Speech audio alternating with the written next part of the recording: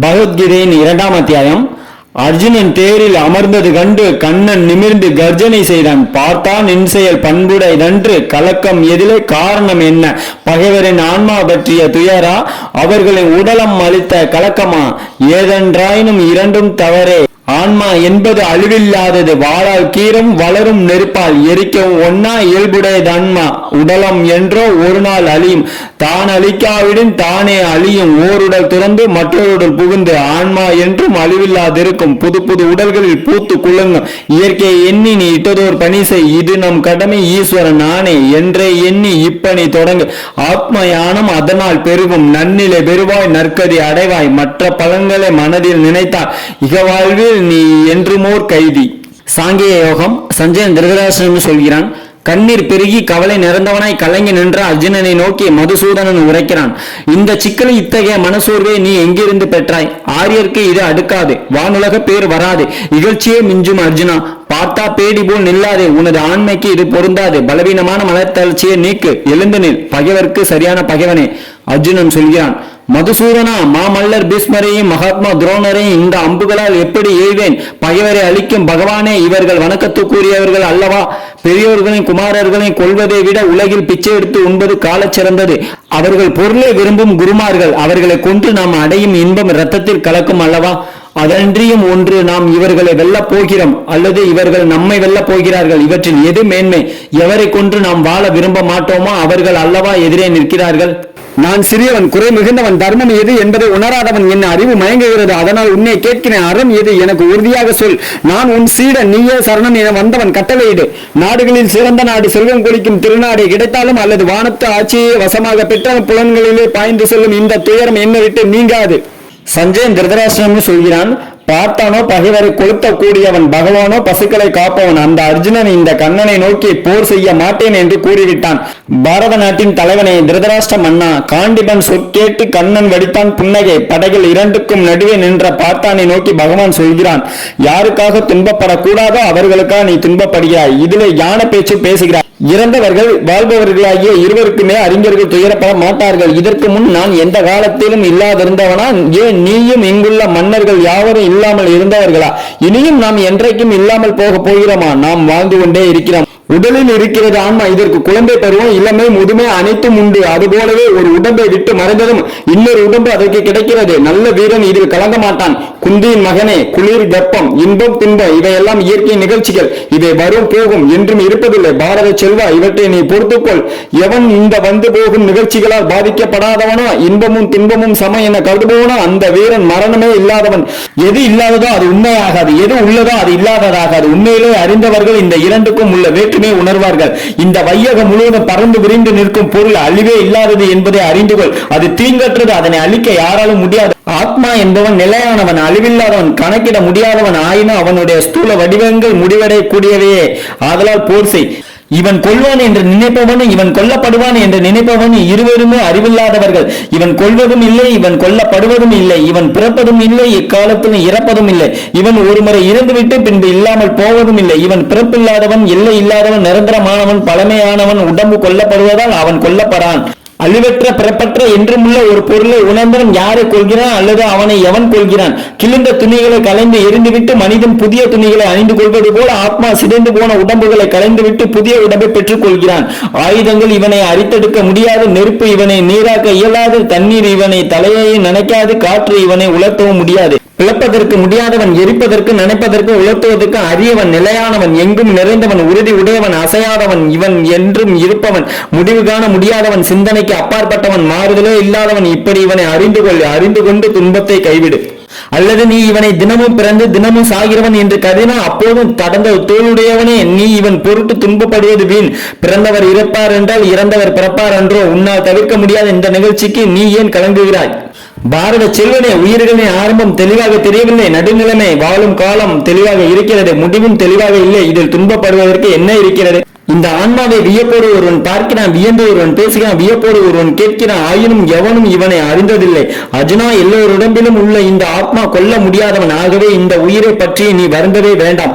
இது சுய தர்மம் தானா என்று எண்ணி நீ அஞ்சுவது பொருந்தாது. ஒரு மன்னனுக்கு அறப்போரை காட்டிலும் சிறந்த சுய தர்மம் எது? நாம் தேடி போகாமல் ஒரு போர் தானே வருகிறது என்றால் அது வாசலை திறந்து வைத்திருக்கும் பொன்னுலகம் போன்றது. இத்தகைய போர் வாய்ப்பு கிடைப்பதே ஒரு மன்னனுக்கு இன்பம். இந்த அறப்போரை நீ நடத்தாமல் விடுவாயானால் அதனால் சுய தர்மத்தையும் புகழையும் கொன்று பாவத்தை எய்துவாய். உலகில் உனக்கு நீங்காத பழி உண்டாகும். ஒரு காலத்தில் புகழ் பெற்றவன் மறுகாலத்தில் பழி எய்துவது மரணத்தை விட கொடியதல்லவா? நீ பயந்து போய் போரை விட்டு விலகியதாய் பெருந்தே வீரர்கள் கருதுவார்கள். அவர்களால் மதிக்கப்பெற்ற நீ இந்த கருதினால் சிறுமை நிலை எய்துவாய். உனக்கு வேண்டாதவர் சொல்லக்கூடாத வார்த்தைகளை எல்லாம் சொல்லுவார்கள். உன் வலிமையும் திறமையும் பழிப்பார்கள். அதைவிட கொடிய துன்பம் ஏது? கொல்லப்பட்டால் சொர்க்கம், வெற்றி பெற்றால் ராஜபோகம். ஆகவே போர் செய்ய துணிந்துவிடு, எழுந்து நில். இன்பம், துன்பம், இழப்பு, பேரு, வெற்றி, தோல்வி இவையெல்லாம் சமமே என கருது. நீ போரில் இறங்கிவிடு. வீரன் பாவியாகாமல் இருக்க, அதுதான் வலி. இதுவரை உனக்கு சாங்கிய வழிபடி புத்தி சொன்னேன். இனி யோக வழியில் சொல்கிறேன் கேள். இந்த புத்தி கொண்டவன் கர்மம் என்னும் விலங்குகளை தூளாக்கி விடுவான். இந்த முயற்சிக்கு அழிவே கிடையாது. இது வரைமுறையற்ற செயற்கை நிலையும் அல்ல. இந்த தர்மத்தை சிறிது அறிந்திருந்தாலும் அது ஒருவனை பெரும் பயத்திலிருந்து காப்பாற்றும். குருகுல செல்வனே, உறுதியுடையவன் புத்தி உலகத்தில் தென்னை போல ஒரே நிலை உடையது. உறுதி இல்லாதவன் அறிவு பல கிளைகள் உள்ளது, அலைகள் உள்ளது, சலனம் மிக்கது, முடிவுக்கு வர முடியாதது.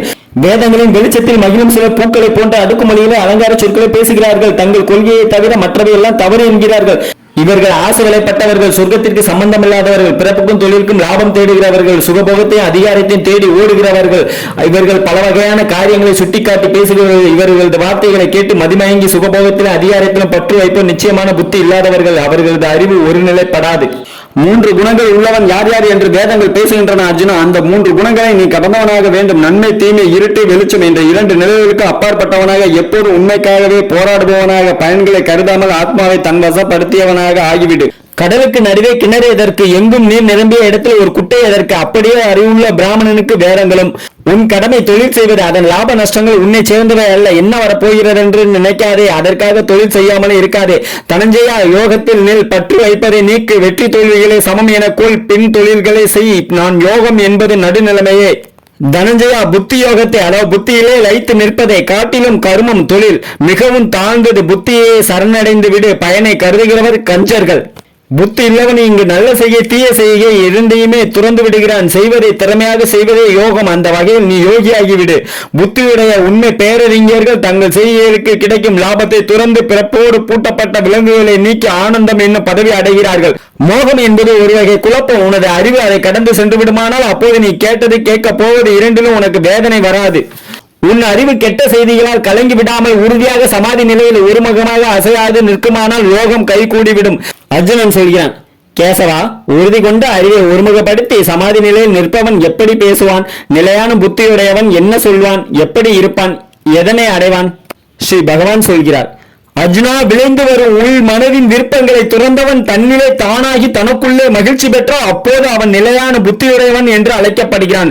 போவதைக் கண்டு கலங்காமல், வருவதைக் கண்டு மயங்காமல், பயந்து பயந்து நடுங்காமல், கோபத்தினாலே குதிக்காமல் இருக்கிறானே, அந்த மனிதன் தான் உறுதியான அறிவு வாய்ந்தவன். ஒரு பக்கம் நன்மை, ஒரு பக்கம் தீமை வரும்போது இரண்டிலும் வீழ்ச்சி அடையாதவனாய், என்ன என்ன என்று ஆவல் அடையாதவனாய், வெறுப்பில்லாதவனாய் எவன் இருக்கிறானோ அவனுடைய அறிவே நிலையானது.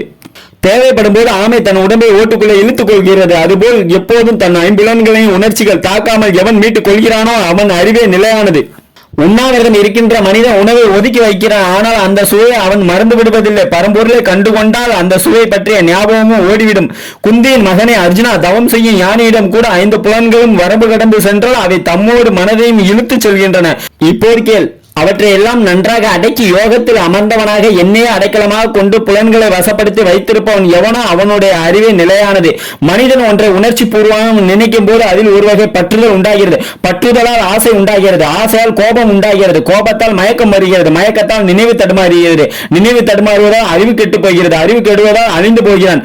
விருப்பு வெறுப்பு இல்லாமல் புலன்களை மனதால் ஆட்டி வைத்தபடி தனக்குத்தானே விதி வகுத்து கொண்டு நடக்கும் மனிதன் ஆறுதல் அடைகிறான். அமைதி வந்துவிட்டால் ஒரு மனிதனுக்கு எல்லா துன்பங்களும் ஓடி விடுகின்றன. மனம் அமைதி அடைந்ததும் எவனுடைய அறிவு ஒருமுகமாகி விடுகிறது.